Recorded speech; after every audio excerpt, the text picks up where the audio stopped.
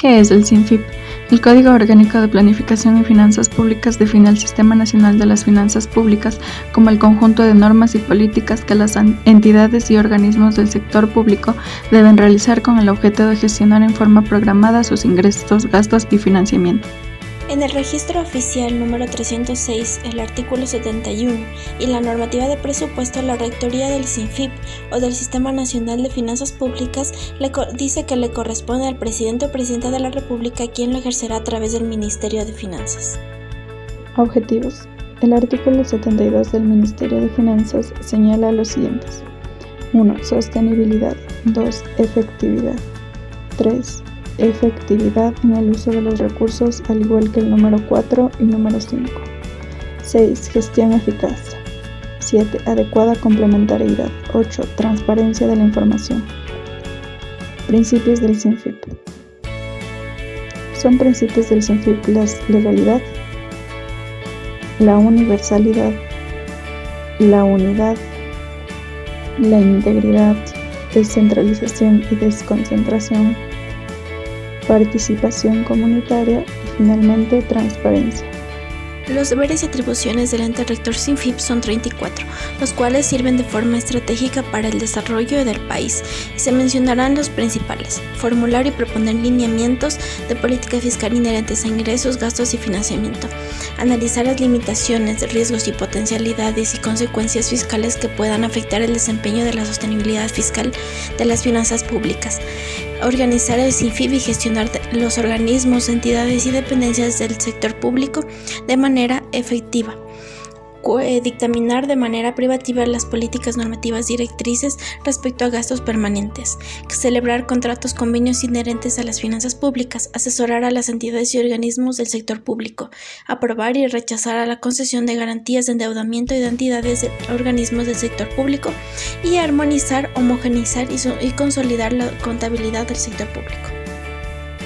¿Qué son los recursos públicos? En resumidas palabras podemos decir que es el dinero que recibe el Estado para realizar programas de vivienda, educación y salud en todo el país. Además, comprenden todas las fuentes de financiamiento, financieros y no financieros, estatales o administrados por el Estado, cooperación técnica no reembolsable o recaudados y captados por entidad.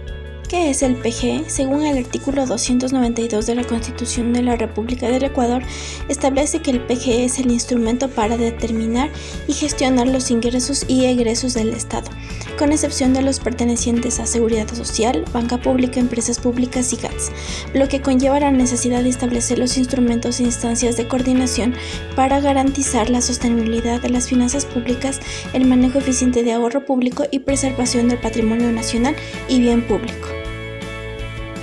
Ingresos y egresos que se deben tomar en cuenta en el PGE, mientras que los que se consideran los ingresos fiscales pues se clasifican en ingresos permanentes y no permanentes. Los ingresos son recursos públicos que el Estado recibe a través de sus entidades, instituciones y organismos públicos de manera continua, periódica y previsible. La generación de ingresos permanentes no ocasiona la disminución de la riqueza nacional. La generación de ingresos no permanentes puede ocasionar una disminución de la riqueza nacional, mientras que los egresos fiscales se clasifican en permanentes y no permanentes. Los permanentes son recursos públicos que el Estado ve a través de sus entidades, instituciones y organismos, se efectúan con carácter operativo y requieren de repetición permanente y permiten la provisión continua de bienes públicos y también servicios a la sociedad. Los egresos permanentes no generan directamente una acumulación de capital o activos públicos. Política y programación fiscal. Se encarga de controlar la inflación, administrar gastos públicos e ingresos, interviene en el endeudamiento e impuestos y vela por la estabilidad económica. Los ingresos son los recursos que obtiene el Estado por la recaudación de tributos como el impuesto a la renta, el IVA o por la venta de bienes como el petróleo y sus derivados. Transferencias y donaciones que se reciben o el resultado de operaciones de las empresas públicas, entre otros. Presupuestos. Es una herramienta que nos ayuda a saber la cantidad de capital que se necesita para afrontar gastos en nuevos proyectos. Los principios presupuestarios. unidad presupuestal, unidad de caja, programación integral, coherencia macroeconómica, anualidad, equilibrio presupuestal, especialización, entre otros. Las etapas del ciclo presupuestario son 5 y las detallaremos a continuación. Es la primera fase del ciclo presupuestario, en donde se especifican los objetivos y metas señalados en la planificación del Estado e institucional. Formulación. Es la segunda fase del ciclo presupuestario. En esta etapa, la Subsecretaría de Presupuestos del Ministerio de Finanzas recoge los requerimientos de las instituciones comprendidas en el Presupuesto General del Estado con la finalidad de apoyar al cumplimiento de la planificación de este. Aprobación. Elaborada la proforma presupuestaria por el Ministerio de Finanzas, el Poder Ejecutivo, a través de la Presidencia de la República, la envía a la Asamblea Nacional para su aprobación. La legislatura podrá, de ser necesario, hacer observaciones y proponer alternativas a la distribución de los recursos. Ejecución. Durante esta etapa del ciclo presupuestario, todas las entidades del sector público ponen en práctica lo establecido en su presupuesto, es decir, utilizan los recursos aprobados y cumplen con todas las acciones destinadas a la utilización de los recursos humanos, materiales y financieros. Clausura. También se puede utilizar la evaluación y seguimiento.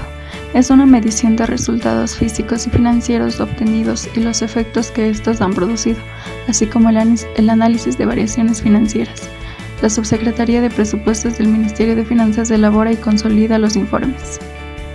Componente de endeudamiento público tiene bajo su responsabilidad normar, programar, establecer mecanismos de financiamiento, presupuestar, negociar, contratar, registrar, controlar, contabilizar y coordinar la aprobación de operaciones de endeudamiento público, de administración de deuda pública y operaciones conexas para la gestión eficiente de la deuda.